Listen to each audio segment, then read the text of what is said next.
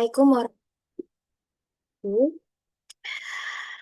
Ya, dan terhormat Bapak Muhammad Ubaidillah Al-Mustafa selaku narasumber dalam acara Research Coaching yang kedua pada pagi hari ini dan Bapak Ibu peserta Research Coaching yang berbahagia.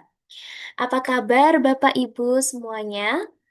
Semoga semuanya dalam keadaan sehat walafiat dan semangat untuk mengikuti acara pagi hari ini dari awal hingga akhir. Alhamdulillah segala puji bagi Allah Subhanahu wa Ta'ala yang telah memberikan nikmat kesehatan dan kesempatan sehingga kita bisa berkumpul secara virtual dalam acara Research Coaching yang kedua karena ini rangkaian acara dari CISF yang topik pada pagi hari ini yaitu menyusun Introduction Artikel Ilmiah yang tembus Scopus. Saya Syifa Pila Sofia, selaku MC yang akan memandu jalannya acara pada pagi hari ini. Semoga acara ini bisa memberikan manfaat dan inspirasi bagi kita semua. Rasa hormat dan ucapan terima kasih saya ucapkan kepada Bapak Ubaid selaku narasumber dan pemateri pada pagi hari ini. Dan ucapan terima kasih kepada rekan-rekan peserta yang menyempatkan waktunya untuk hadir di acara pada pagi hari ini, khususnya di weekend ini ya. Baik, sebelum kita mulai acara, Bapak Ibu, mari kita buka dengan bacaan basmalah. Bismillahirrahmanirrahim. Semoga bacaan basmalah yang kita lantunkan pada pagi hari ini bisa mengiringi kebermanfaatan ilmu yang akan kita dapatkan nanti. Baik, sebelumnya saya ingin menyapa narasumber kita pagi hari ini, Bapak Ubed. Selamat pagi, Pak Ubed. Assalamualaikum. Ya, Waalaikumsalam warahmatullahi wabarakatuh. Sehat-sehat nggih semuanya? Ya, Alhamdulillah, Pak Ubed. Pak Ubed Hmm. siap sudah untuk menjadi pemateri pada pagi hari ini, nggih, Pak nggih. Nggih, insya Allah. Oke, baik Pak Ubed. Untuk mempersingkat waktu dan layar, kami persilahkan. Oh, baik, Bismillahirrahmanirrahim. Assalamualaikum warahmatullahi wabarakatuh. Ya. Alhamdulillah, Allahumma shalli ala Sayyidina Muhammad wa ala alihi wa ashabihi ajma'in amma ba'd. Ya, yang saya hormati Bapak Ibu, adik-adik semuanya. Saya doakan sehat-sehat selalu nih. Baik, jadi hari ini kita akan membahas tentang introduction ya. Nah, introduction ini adalah topik penting karena eh, biasanya kalau di dalam menulis paper ya, introduction ini adalah satu bagian yang akan dibaca oleh para reviewer. Nah, biasanya kalau introductionnya bagus, maka reviewer akan melanjutkan membaca untuk bab-bab selanjutnya. Tapi kalau introductionnya itu jelek, jangankan eh, membaca bab selanjutnya ya, mungkin ya akan stop di situ dan ya sudah kita tidak akan mendapat kesempatan untuk publish. Nah, PR dari introduction itu adalah bagaimana menjaga psikologis daripada para reviewer untuk kemudian lanjut membaca bab-bab setelahnya ya. Nah, maka ada trik ya yang harus kita pelajari supaya kita bisa menjaga ya psikologis dari reviewer. Kalau di introduction saja itu eh, psikologis reviewernya sudah tidak semangat untuk membaca bagian introduction kita, ya mohon maaf, dia tidak akan membaca bab literatur review, metode, sampai ke hasil. Tapi kalau kita bikin introduction itu sangat bagus, sangat terstruktur, kita bisa menjaga psikologis reviewer ya untuk terus membaca. Nah, insya Allah nanti kemungkinan untuk diterima itu akan lebih tinggi. Ya, probabilitas diterimanya akan lebih tinggi. Maka dari itu biasanya ada triknya ya. Dan hari ini kita akan membahas ya sedikit dari apa yang kita pelajari.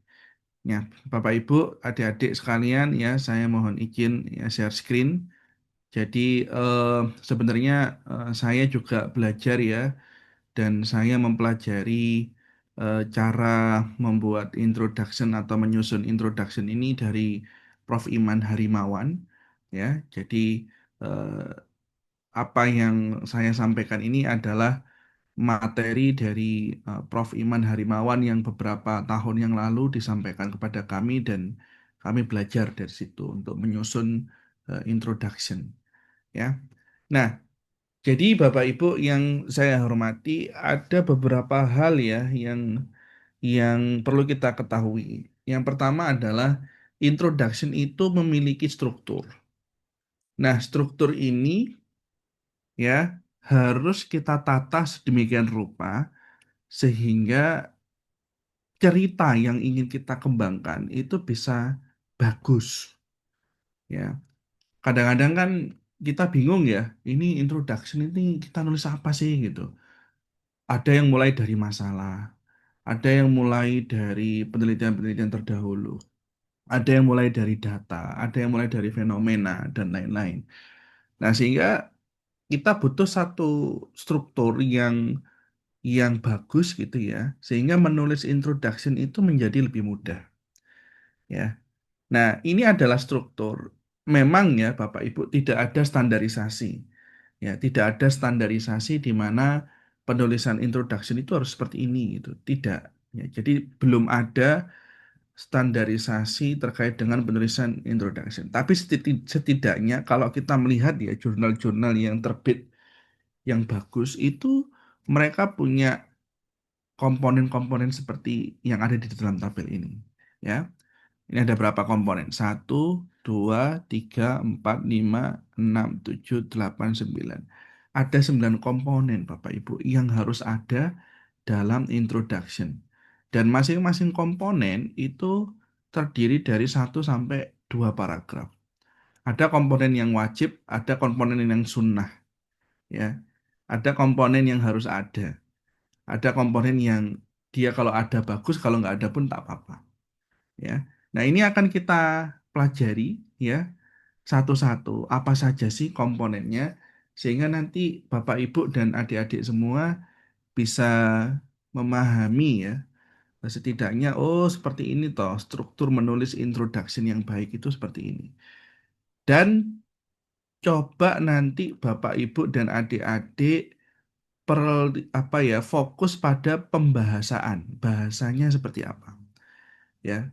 Jadi bahasa yang digunakan dalam menyusunnya seperti apa. Ya, harapannya nanti dengan bahasa-bahasa tersebut Bapak Ibu eh, bisa lebih mudah lagi dalam menyusun introduction. Baik, saya mulai ya. Ya, komponen yang paling penting, yang paling utama itu adalah main prior findings. Ditulis satu sampai 2 paragraf. Main prior findings ini adalah temuan dari penelitian-penelitian terdahulu. Jadi, kalau kita menulis introduction, kita harus menjabarkan apa sih temuan-temuan dari penelitian-penelitian terdahulu, kemudian kita petakan. Kita cari gapnya apa, sehingga nanti kita bisa memunculkan novelty. Novelty itu keterbaharuan. Apa yang belum dibahas dalam penelitian-penelitian terdahulu? Misalnya, penelitian A, dia membahas tentang A, B, C, D, E. Penelitian B, dia membahas tentang D, E, E, F, G. Yang belum dibahas dalam penelitian-penelitian terdahulu adalah J, K, L, M, N. Gitu ya. Nah, kita harus mendeskripsikan main prior findings, temuan utama dari penelitian-penelitian terdahulu. Ya, previous ini menjadi penting ya, sehingga kita bisa menemukan novelty dan gap. Ya. Jadi kalau kita main prior finding, temuan dari penelitian-penelitian terdahulu, itu kemudian kita jabarkan, kita petakan, kita kelompokkan, dan lain-lain, nanti akan muncul research gap. Ya, research gap ini yang poin yang nomor dua. Ya. Nah, research gap ini ya adalah hal yang belum dibahas dalam penelitian terdahulu. Hal yang sekiranya bisa kita kembangkan dalam penelitian kita, ya. Research gap ini adalah yang menjadi pembeda antara penelitian kita dengan penelitian-penelitian terdahulu. Nah, ini research gap. Kemudian yang nomor tiga ada logic of the idea. Logic of the idea ini ya berkaitan dengan template penelitian kita, berkaitan dengan situasi penelitian kita, di mana kita melakukan penelitian, kapan kita melakukan penelitian, mengapa kita melakukan penelitian itu. Logic of the idea-nya, kenapa kok penelitian ini ya menjadi menarik untuk dibahas. Ya, itu logic of the idea.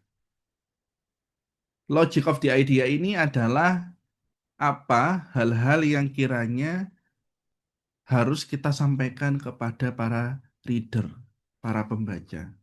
Sehingga ya penelitian ini ya menarik. Nah, itu logic of the idea. Dan logic of the idea ini harus memiliki nilai-nilai kekinian, memiliki nilai-nilai tren sehingga topiknya menarik. Contoh misalnya, saya di 2025. Mohon maaf, kita sekarang di 2026 ya. Saya di 2026. Masih relevan nggak kita membahas tentang dampak COVID-19? Ya, secara logika ide saja dia sudah tidak relevan, ya. Maka itu sudah tidak relevan untuk dibahas. Jadi logic of the idea ini adalah apa ya? eh, Kenapa topik kita itu penting untuk dibahas dari sisi waktu, dari sisi sampel, dari sisi objek, dari sisi metode dan lain-lain. Ya, itu logic of the idea. Kemudian yang harus ada di dalam introduction itu adalah problem statement. Problem statement itu tujuan penelitian, ya, rumusan masalah. Ya, kita tuh mau ngapain sih? Kita melihat dari penelitian-penelitian terdahulu, melihat dari rumusan apa ya, rumusan logic of the idea-nya tadi, kita melihat dari research gap tadi, ya, kemudian kita menstate tujuan penelitian kita apa, ya. Lalu harus ada ya satu paragraf yang membahas tentang metodenya. Metodenya apa sih? Data yang kita gunakan apa sih? Ya.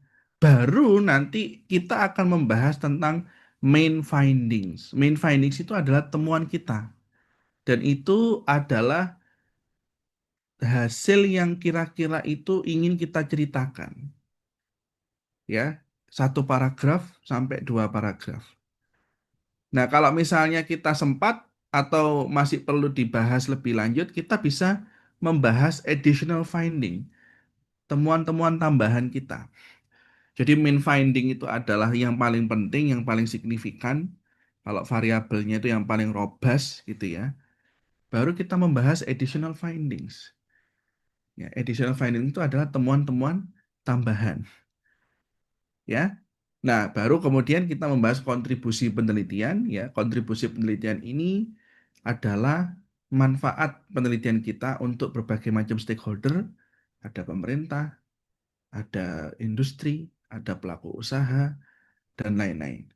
Yang terakhir adalah struktur penulisan paper. Ya, ini biasanya eh, bisa ada, bisa nggak wajib ada, ya, yang struktur of the paper ini. Jadi silahkan nanti diperhatikan saja di banyak paper itu pasti mereka nulis di bagian terakhir introduction itu struktur penulisan paper. Di mana bab satu bahas tentang introduction, setelahnya bahas tentang literatur review, setelahnya bahas tentang metode, baru nanti ke findings dan lain-lain. Ya. Nah, ini ini standar yang kira-kira gampang ya, Bapak Ibu, adik-adik. Ya memang belum ada standar yang disepakati ya, tapi ya kalau kita lihat paper-paper bagus itu mengarahnya ke sini, ke penulisan ini. Baik, saya mulai dulu dari yang pertama, ya. Kenapa ini untuk kok sebentar ada yang salah, kok nggak bisa? Bentar ya, ini kok mouse saya aneh. Nah, oke, saya. Bapak Ibu masih bisa terlihat ya screen saya ya? Belum terlihat, Pak Obed. Belum terlihat ya, sorry, sorry. Gimana ini? Sebentar ini Bapak Ibu.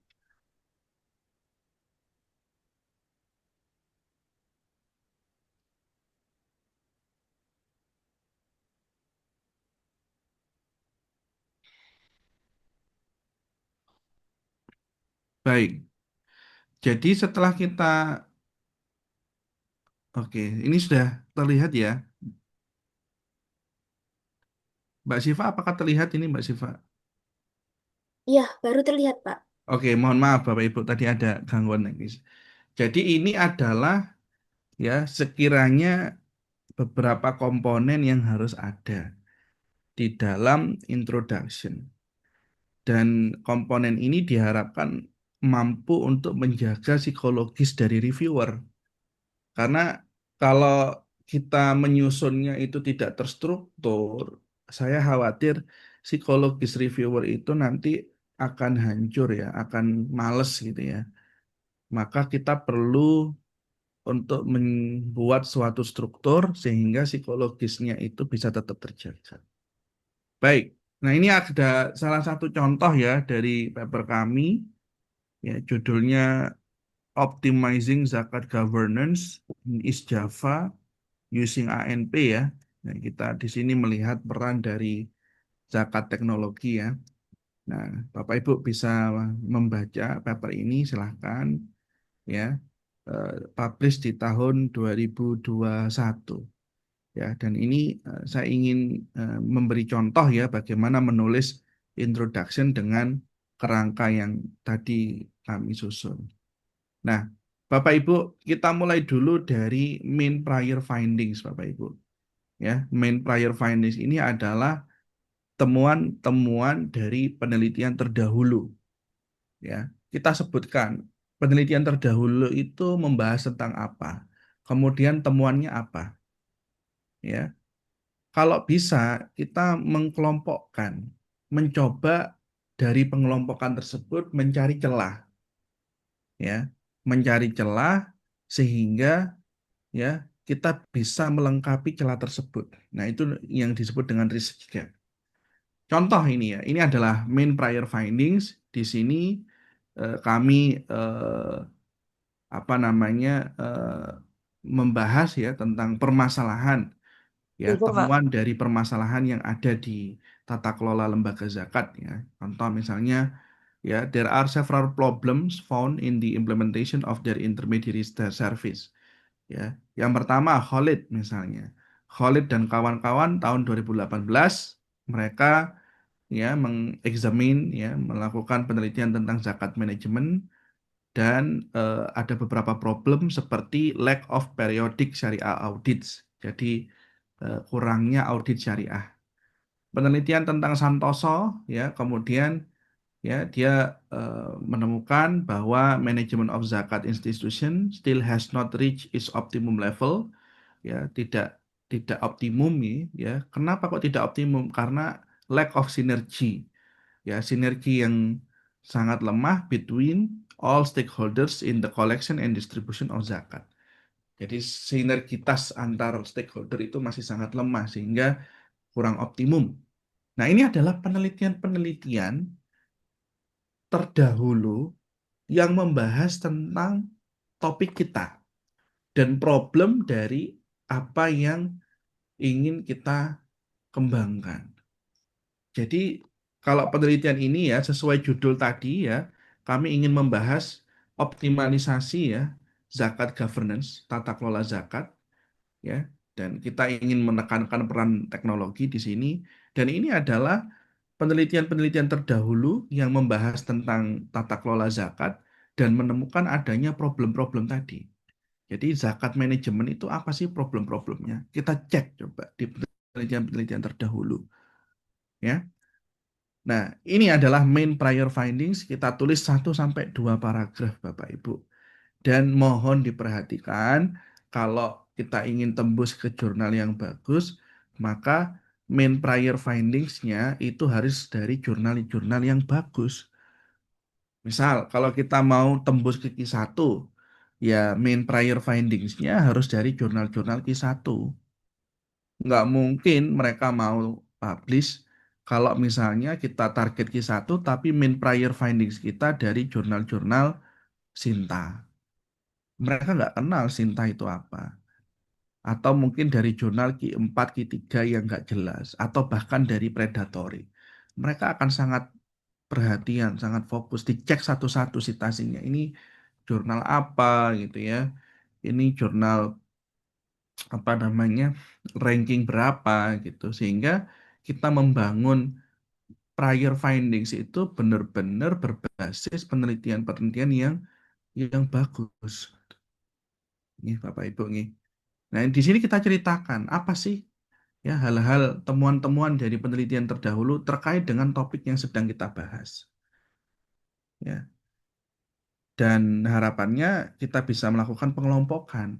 Ya, jadi misalnya, oh kalau dilihat dari sisi distribusi seperti ini, kalau dilihat dari sisi pengumpulan seperti ini, kalau dilihat dari sisi teknologi seperti ini, itu akan jauh lebih bagus. Jadi kita mengelompokkan main prior findings itu berdasarkan pengelompokan-pengelompokan tertentu.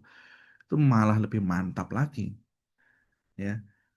Jadi main prior findings ini adalah langkah pertama di mana kita apa ya istilahnya itu menjabarkan apa sih temuan-temuan di penelitian terdahulu.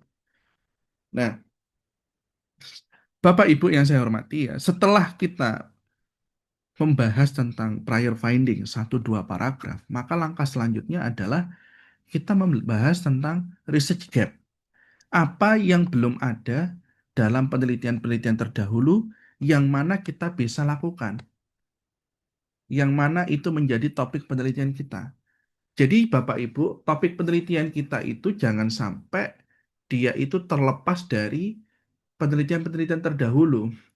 Karena ibarat ilmu itu sebagai suatu rantai, ya suatu rantai, maka dia harus punya gabungan ya, rantai itu harus silsilah keilmuan. Kalau di dalam syariah itu kita belajar tentang sanad ya, sanad keilmuan, tasalsul keilmuan, tasalsul ilmiah. Tasalsul itu adalah ketersinambungan keilmuan. Nah, itu harus nyambung Bapak Ibu.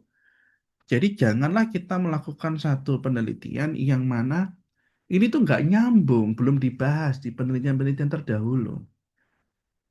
Ya, contoh misalnya, ya eh, penelitian-penelitian terdahulu menemukan ya masalah tata kelola zakat di sini ada kurangnya sinergi, ya.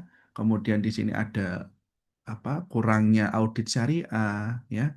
Kemudian di sini ada tidak adanya standar operasi, ya. Kemudian tidak adanya database yang terstandarisasi dengan bagus, gitu ya. Kemudian di sini beberapa ya apa namanya perlunya penguatan ya tata kelola zakat ya sehingga perlu strategi-strategi untuk penguatan dan lain-lain. Ya, jangan kemudian kita main prior findings-nya kita membahas tentang permasalahan tata kelola zakat, penelitian kita membahas tentang blockchain teknologi. Ya, itu kan nggak nyambung. Ya, blockchain teknologi apakah sudah bisa digunakan untuk tata kelola zakat? Pertanyaannya seperti itu. Maka kita butuh solusi yang kira-kira bisa menyelesaikan penelitian-penelitian terdahulu. Kita bisa menyambungkan, apa ya, meneruskanlah rantai keilmuan ini. Ya, maka saya sering bilang ke adik-adik mahasiswa bimbingan saya itu, ini keterkaitan dengan penelitian terdahulu apa gitu? Apakah hanya sama-sama topiknya tentang ini gitu? Enggak, tapi kita harus punya urgensi penelitian kita itu mendevelop penelitian-penelitian terdahulu dan bagaimana mendevelopnya. Nah, itu yang menjadi PR ya. Maka bahasa research gap di sini disampaikan this study develop ya a strategy to optimize bla bla bla bla bla bla. Yang mana hal ini merupakan ya kelanjutan dari penelitian-penelitian terdahulu, yang mana penelitian ini merupakan kajian yang mengembangkan penelitian-penelitian terdahulu. Itu harus tersampaikan, Bapak Ibu. Jadi research gap itu adalah statement kita, apa sih yang belum ada di penelitian-penelitian terdahulu, dan bagaimana kita bisa mengakomodir hal tersebut. Pembahasaannya diatur, ya. This study develop previous literature by, gitu ya. This study improve the previous literature by apa, dan lain-lain dan lain-lain. Kita menganggap bahwa apa yang kita develop itu, apa yang kita kembangkan itu belum disampaikan atau belum terjawab pada penelitian-penelitian terdahulu, sehingga tasalsul keilmiannya itu nyambung, ya. Novelty kita itu nyambung. Jangan kita bikin novelty baru yang mana itu tidak nyambung dengan penelitian-penelitian terdahulu. Nah, seperti itu nih. Nah, ini berkaitan dengan research gap. Jadi bahasanya adalah this study ya develops apa, yang mana ini merupakan kebutuhan yang kita lihat dari penelitian-penelitian terdahulu. Oke. Nah, lanjut, saya lanjut ya. Nah, kemudian setelah research gap, kita bicara tentang logic of idea. Kenapa kok topik ini tuh penting? Dilihat dari objeknya, dilihat dari sampelnya, dilihat dari datanya, dilihat dari negaranya, dilihat dari apapun itu. Data-data munculkan di sini, ya. Kenapa kok pengelolaan zakat itu penting? Ya, karena potensinya sangat luar biasa, gitu ya. Tahun 2019, gitu ya, potensi zakat itu hampir menyamai 1,47% dari GDP di tahun 2019, ya. Kemudian apa namanya, 233 triliun misalnya, ya, dan lain-lain. Kita logic of idea-nya, kenapa kok ini menjadi penting? Ya, kenapa saya meneliti tentang zakat manajemen? Oh, zakat manajemen potensinya sangat besar, ya, eh, triliunan, gitu ya potensinya, atau miliaran, dan masih belum teroptimalisasikan dengan baik. Indonesia sebagai populasi negara Muslim terbesar di dunia, gitu ya. Itu logik-logik yang seperti itu kita munculkan, data-data semua kita munculkan, ya. Data-data kita harus munculkan, ya. Kemudian ada yang namanya problem statement. Problem statement itu adalah tujuan dari penelitian ini apa? Setelah melihat dari apa ya? Setelah melihat dari eh, temuan dari penelitian-penelitian terdahulu, kita menemukan celah di sana, ya. Maka kita state problem statementnya apa, terus kita memunculkan juga tujuan dari penelitian ini itu apa, ya. Kemudian setelah kita men-state ya, tujuan dari penelitian itu, kita memunculkan data dan metode yang kita gunakan di sini, ya. Dalam rangka untuk menjawab tujuan penelitian ini menggunakan metode ANP, Analytical Network Process. Ya. Apa keunggulan dari ANP? Kita bisa sampaikan di sini.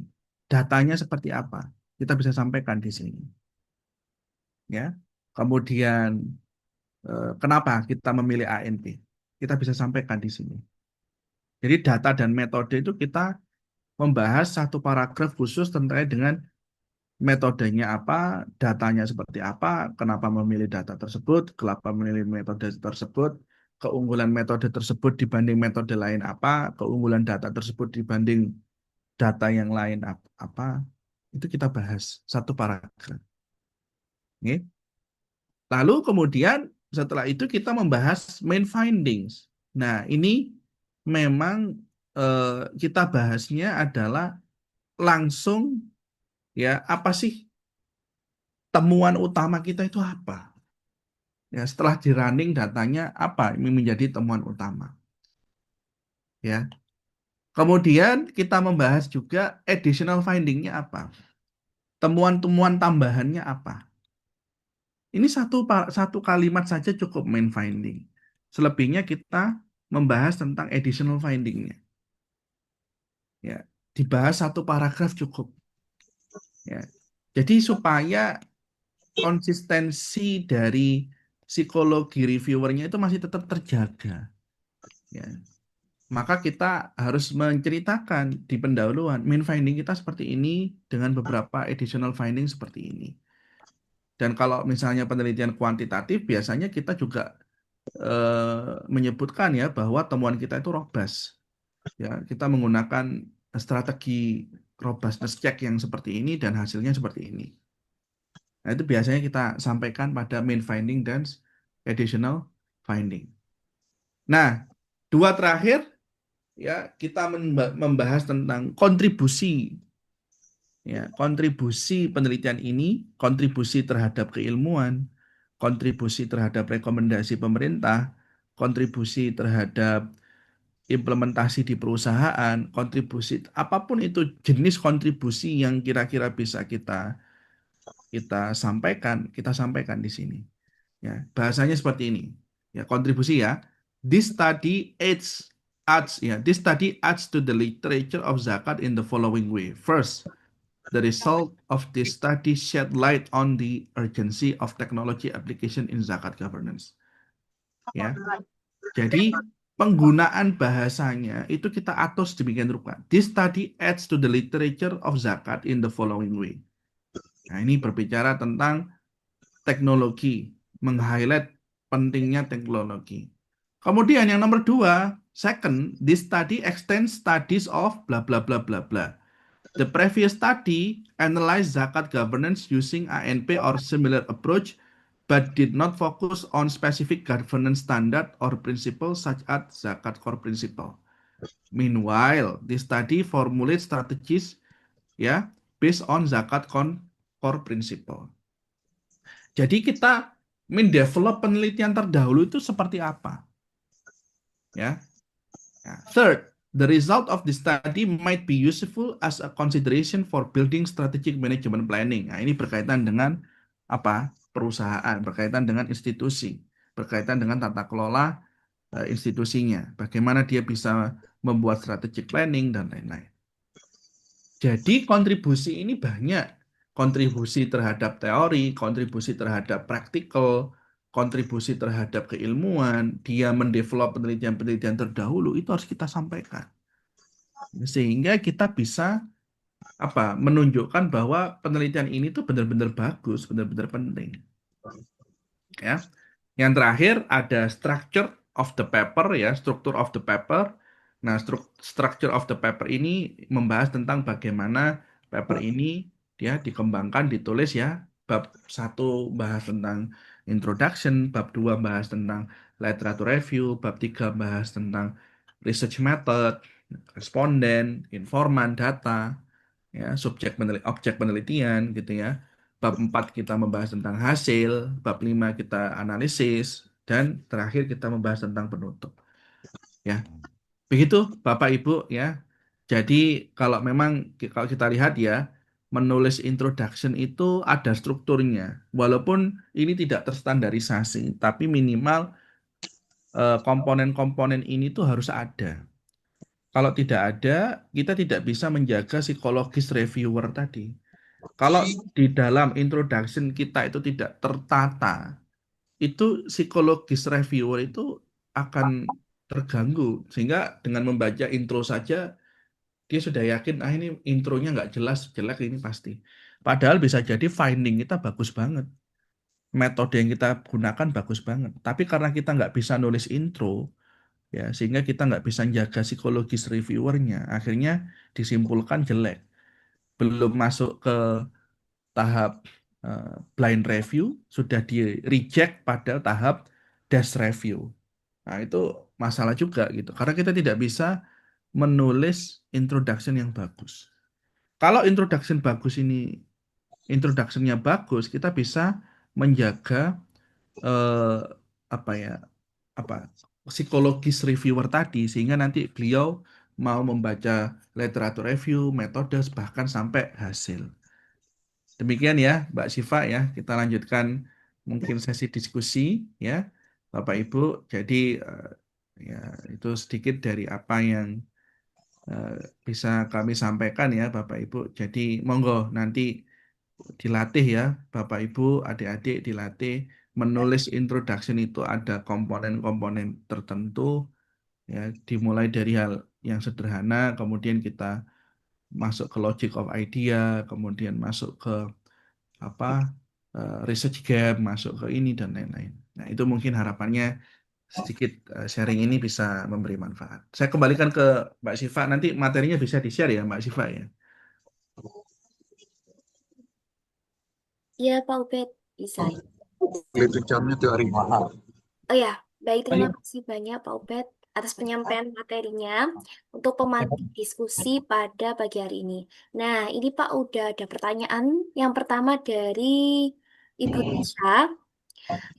Ini mungkin saya bacakan. Atau bisa disampaikan langsung Ibu Tisha, barangkali biar lebih jelas lagi. Mungkin saya izin bacakan dulu. Oh iya, Ubed mau tanya apakah poin-poin yang tercantum di PPT tadi itu sudah berurutan penulisannya dalam latar belakang. Misalkan apakah wajib urutan seperti itu ya. Lalu untuk komponen tersebut apakah juga bisa dipakai di penelitian kuantitatif ya? ya. Terima kasih Bu Tisa. Apakah wajib berurutan? Tidak wajib, Bu. Saya pernah research gapnya saya tulis di paragraf pertama. Di jurnal lain itu research gap saya tulis di paragraf pertama, baru main prior findingnya. Saya juga pernah di beberapa paper itu saya membahas tentang kontribusi penelitiannya saya taruh lebih di atas di pendahuluan. Ya, menurut saya itu tidak ada masalah ya. Yang jelas komponen-komponen itu harus ada. Setidaknya itu memudahkan reviewer untuk memahami apa sih yang ingin kita bahas. Ya, namun lazimnya komponen-komponen itu sudah ditata sedemikian rupa ya sehingga memunculkan cerita yang menarik. Jadi kalau Butisa mengikuti urutan dari komponen tersebut nggak apa-apa, nggak mengikuti pun nggak apa-apa gitu, tidak ada masalah. Yang penting alur ceritanya nanti itu bisa terbaca dengan baik. Saya pernah research gap-nya itu saya taruh di paragraf pertama. Dan di paper lain saya pernah itu tujuan penelitiannya, ya research problemnya itu saya taruh di paragraf pertama. Itu juga pernah seperti itu. Jadi tidak ada urutan yang saklek gitu ya. Tadi kan saya sudah sampaikan di awal, tidak ada standar yang baku dalam penulisan introduction ini. Tapi memang ketika kita baca paper-paper top yang jurnal-jurnal bagus itu, mereka itu seperti mengisyaratkan adanya suatu struktur. Nah, struktur ini yang coba kita pelajari dari paper-paper terdahulu dan kita kelompokkan. Oh, ini adalah logic of the idea. Oh, ini adalah main findings. Oh, ini adalah konten penelitian dan lain-lain. Jadi tidak ada standar baku bisa untuk ini. Nah, kemudian apakah juga bisa dipakai di penelitian kuantitatif? Bisa. Ya, justru standar ini itu standar yang umum. Apakah bisa digunakan untuk penelitian kuantitatif? Sangat bisa, sangat bisa. Dan nanti monggo ya, nanti kita bisa bahas ya kalau misalnya ini. Tapi memang bisa digunakan untuk penelitian kuantitatif. Eh, Bapak Ibu bisa cek Mbak Siva nanti minta tolong di-share ke Bapak Ibu ya di grup materi PPT ini, kemudian dua paper itu paper ini dan papernya Pak Prof Iman Harimawan ya, Mbak Siva ya. Di mana di saya kan belajar dari Prof Iman Harimawan dan beliau ketika mengajari saya itu menggunakan contoh penelitian kuantitatif. Silakan Bapak Ibu baca papernya Prof Iman Harimawan nanti lah pengelompokan itulah akan terlihat dengan jelas. Ya, mungkin nanti Mbak Syifa bisa bantu ya untuk mendownload dua paper, yang satu kualitatif ya, yang satu kuantitatif. Seperti itu Mbak Mbak Tisa nih. Kemudian lalu untuk penulisan skripsi, tesis, disertasi, apakah komponennya juga sama Pak Obed? Komponennya tidak sama ya, komponennya tidak sama. Kenapa? Karena di dalam penulisan skripsi, penulisan eh, apa tesis dan disertasi itu kan ada subbab-subbab ya. Contoh ada rumusan masalah gitu ya. Kemudian ada subbab tujuan penelitian gitu. Itu kan dibuatnya kan subbab-subbab gitu ya. Sedangkan kalau paper itu kan tidak ada subbab. Introduction itu ya satu, tidak ada subbab gitu ya.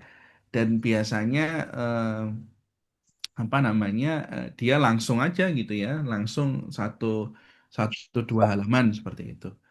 Nah, apakah bisa komponen-komponen tersebut digunakan untuk penulisan paper atau skripsi atau disertasi? Bisa, cuma harus menyesuaikan subbabnya. Kalau di skripsi itu kan saklek ya. Rumusan masalah itu berapa? Tujuan penelitian itu bab berapa? Manfaat penelitian itu bab berapa? Kan begitu nggih? Kalau di skripsi, tesis, disertasi nggih.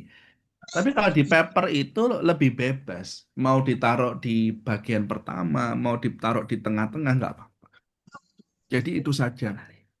Itu saja yang membedakan antara penulisan paper dan penulisan skripsi, disertasi, atau tesis. Jadi bisa kok digunakan komponen-komponennya.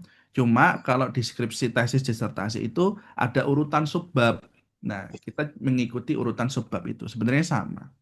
Komponen-komponennya bisa digunakan. Begitu nih, Mbak, Mbak Tisa. Terima kasih Pak Ubed. Nah, ini ada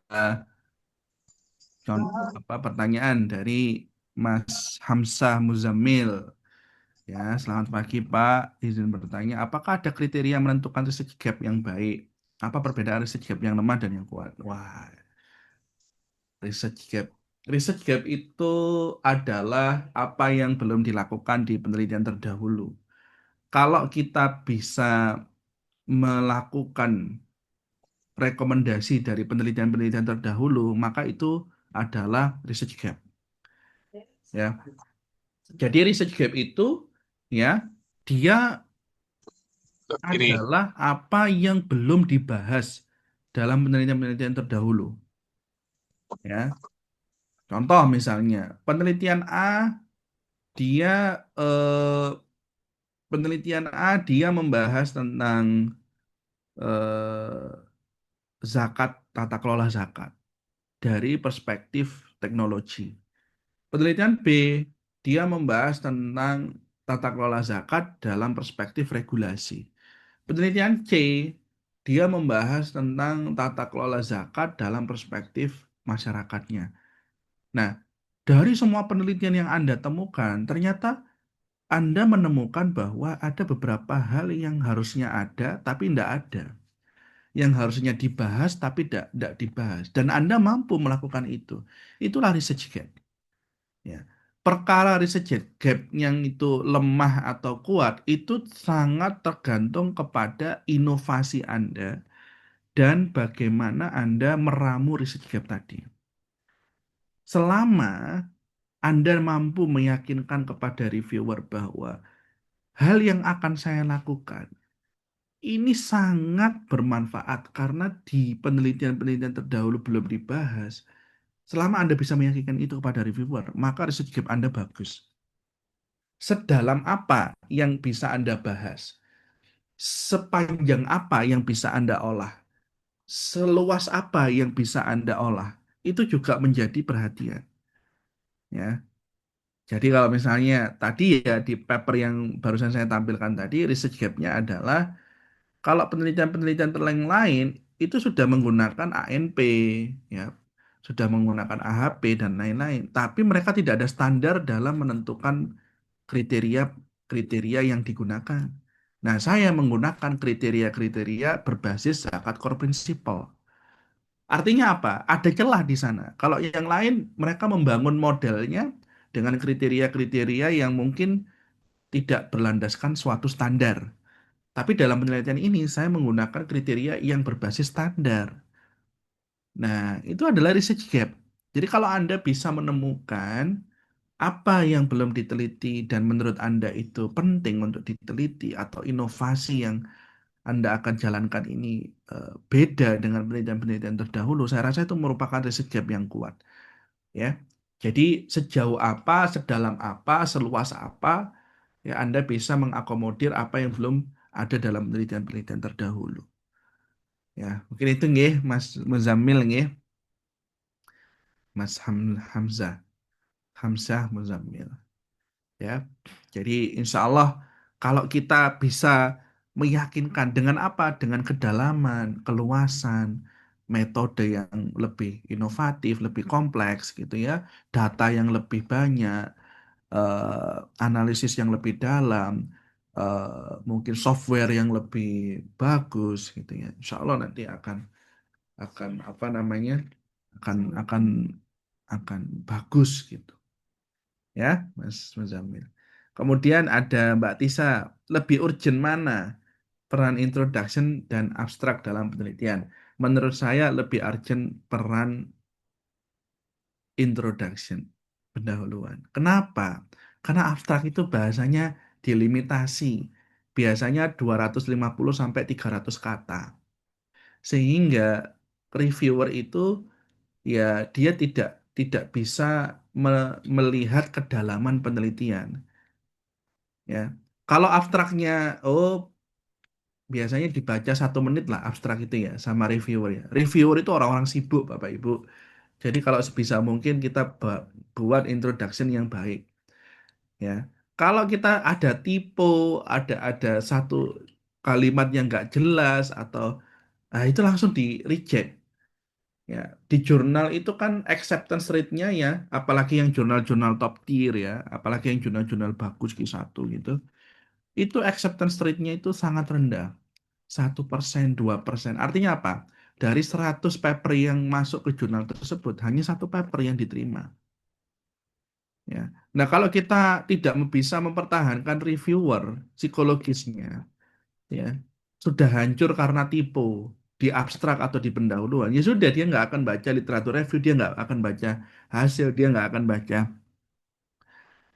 baca metode kita dan lain-lain. Kenapa? Karena di di introduction aja udah ada salah, tipu gitu ya, atau nggak jelas kalimat ini apa.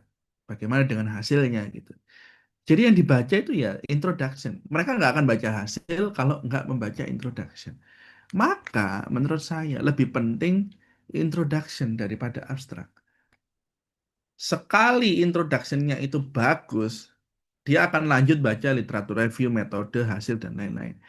Sekali introduction-nya itu amburadul, wah di reject Bapak Ibu. Karena reviewer itu, apalagi yang apa namanya managing audio, managing editor itu kan menerima ratusan bahkan ribuan paper. Ya, dia dia sudah terbiasa membaca review. Dia punya punya kebiasaan misalnya eh, mungkin baca sekilas gitu dia tahu, oh ini paper bagus, oh ini paper nggak bagus. Ya, saya kan saya sudah pengalaman ya banyak kali ditolak gitu ya. Saya pelajari kenapa ya kok ditolak. Ternyata managing editor itu menerima paper banyak sekali Bapak Ibu. Kalau introduction kita itu jelek, nggak bagus, ceritanya nggak nyambung dan lain-lain. Ya sudah ditolak gitu aja. Dia langsung baca paper yang lain.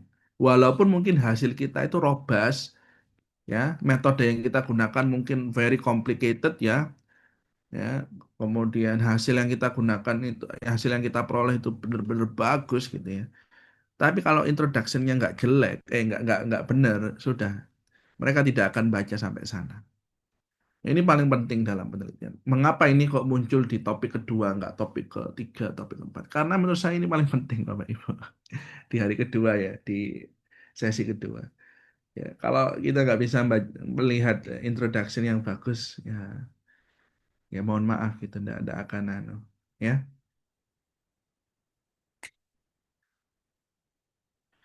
Nah, berarti sebenarnya peran metode induktif dan deduktif dalam penulisan latar belakang tidak terlalu diperlukan ya, Pak ya. eh saya anu ya, apa namanya? Ya mungkin beberapa metode menulis literatur pendahuluan itu memerlukan adanya pendekatan deduktif atau induktif gitu ya. Tapi pengalaman saya selama ini menulis paper ya, Bapak Ibu, ya ya begini-begini aja gitu ya. Ya ya ada komponen tadi terus saya mencoba untuk melihat menyusun komponennya dan lain-lain. Ya mungkin perlu ya menekankan adanya pendekatan induktif atau deduktif gitu. Tapi kok saya lihat kok tidak terlalu anu ya, tidak terlalu begitu penting ya. Ya, eh, ya itu saya pribadi ya. Mungkin kalau di peneliti lain ya, mungkin peneliti lain eh, mereka mungkin pendekatannya seperti itu. Tapi kalau saya pendekatannya adalah bagaimana saya bisa menulis paragraf-paragraf yang terstruktur dengan komponen-komponen tadi sehingga nanti bisa diterima oleh reviewer. Itu dari saya. Oke. Monggo Mbak Siva. Masih mute, Mbak. Ya, terima kasih banyak Pak Ubed penyampaian materinya, diskusinya, dan teman-teman juga Ibu Bapak yang sudah diskusi pada sesi pagi hari ini. Mungkin ada lagi yang ingin ditanyakan terkait introduction gitu.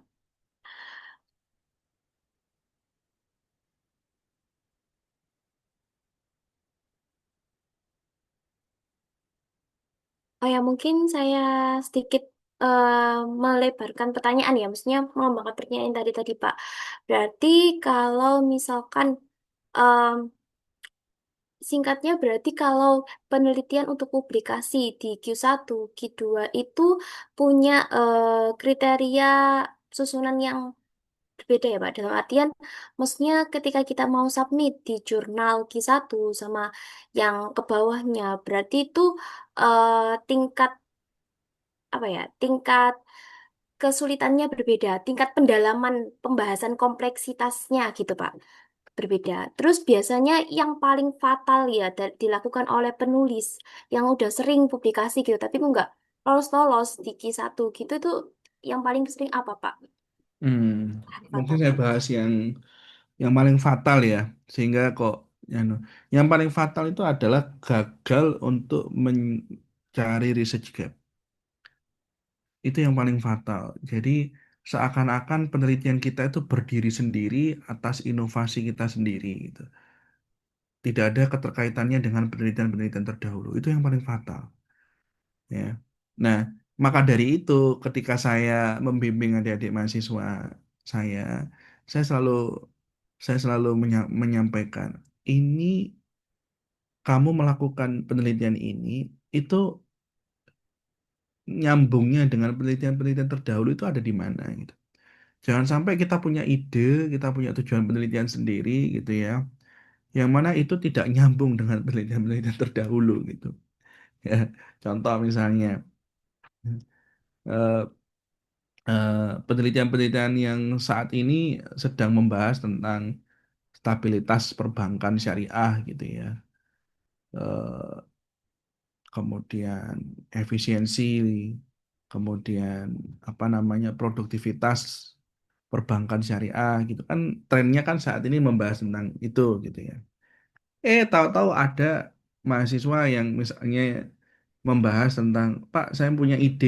Idemu apa, Mas? Ya, Pak, saya ingin melihat ya bagaimana perbankan syariah penting untuk membiayai proyek-proyek luar angkasa. Wah, ini proyek luar angkasa. Iya, Pak. Sekarang kan Elon Musk itu kan pengen pergi ke Mars gitu ya. Nah, bisa nggak kita visible nggak? Bagaimana hukumnya kita membiayai proyek-proyek luar angkasa gitu? Ya, emang sudah ada tak yang bahas perbankan syariah, proyek luar angkasa gitu sudah ada. Belum, Pak. Ini ide saya. Nah, itu nggak boleh seperti itu, Bapak Ibu. Ya. Jadi dia memunculkan ide. Idenya bagus. Tapi apakah menjadi perhatian oleh penelitian-penelitian terdahulu? Jawabannya tidak. kita masih belum membahas tentang penelitian luar angkasa dalam perbankan syariah gitu ya. Ya, maka ya saya akan menolak ide-ide tersebut karena research gap-nya nggak ada. Ya. Apakah pernah ada peneliti-peneliti kita yang membahas tentang proyek-proyek antariksa gitu ya, pergi ke Mars, melihat isi Jupiter gitu ya, kan belum ada gitu. Ya, nah seperti itu tuh nggak boleh. Jadi inovasi yang dikembangkan oleh peneliti itu sendiri tanpa melihat urgensi atau temuan dari penelitian terdahulu itu nggak boleh. Ya. Apa nih yang dibahas di penelitian terdahulu? Gapnya ada di mana? Baru kalau kita bisa mengakomodir gap itu, maka itu akan menjadi novelty. Nah, kemudian yang kedua, perbedaan antara Q1, Q2, Q3, Q4 itu apa, Pak? Saya kok tidak, apa ya, tidak, hmm, sebenarnya yang membedakan itu adalah proses reviewnya. Kalau di Q1 itu pasti proses reviewnya sangat berat ya. Jadi model kita, pemilihan variabel kita, pemilihan topik kita, pemilihan objek kita, sampel dan lain-lain itu harus benar-benar benar-benar bagus gitu ya, benar-benar sesuai dengan apa. Yang membedakan itu adalah proses review. Mungkin di Q4 itu lebih longgar, lebih enak gitu ya. Tapi kalau di Q1 itu sangat detail ya. Reviewernya sangat sangat apa ya, sangat tajam reviewnya. Anda tidak akan apa namanya eh, tidak akan bisa publish kalau tidak bisa memuaskan masukan dari reviewer gitu. Nah, berbeda dengan Q4, Q3 gitu ya, yang mungkin lebih longgar, lebih lebih santai reviewnya. Nah, kalau bicara kedalaman, eh, saya rasa kita tidak bicara tentang kedalaman ya di Q1, Q2, Q3, Q4, karena memang beberapa paper di Q3, Q4 itu juga bagus gitu ya. Dan ada paper-paper yang di Q1, Q2 itu yang ternyata simpel sekali gitu, di luar ekspektasi. Nah, mungkin yang membedakan adalah proses reviewnya. Kalau kalau di Q1 itu mungkin reviewnya lebih tajam, lebih berat, sehingga eh, perlu effort dan perlu energi yang lebih besar gitu ya. Kalau di Q3, Q4 proses reviewnya lebih lebih sederhana, lebih simple gitu. Itu sih Mbak Siva ya.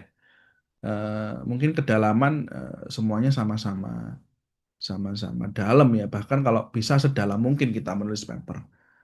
Ya, seperti itu Mbak Siva. Baik, terima kasih Pak Ubed penjelasannya. Mungkin Bapak Ibu yang ingin bertanya lagi, masih saya kesempatan mungkin untuk satu pertanyaan lagi.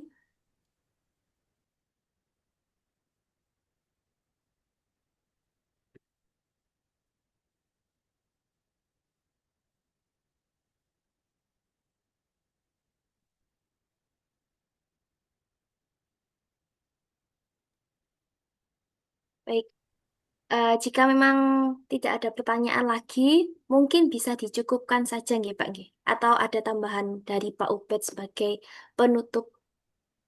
Oh ya, ini mungkin terakhir Pak dari Ibu Tisha. Berarti kedalaman penelitian itu dilihat dari gapnya Pak Ubed. Iya,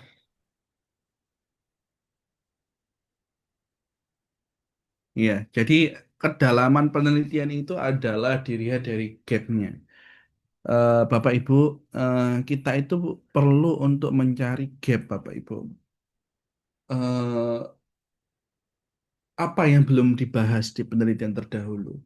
Metode apa yang belum digunakan di penelitian terdahulu? Data apa yang belum digunakan di penelitian terdahulu?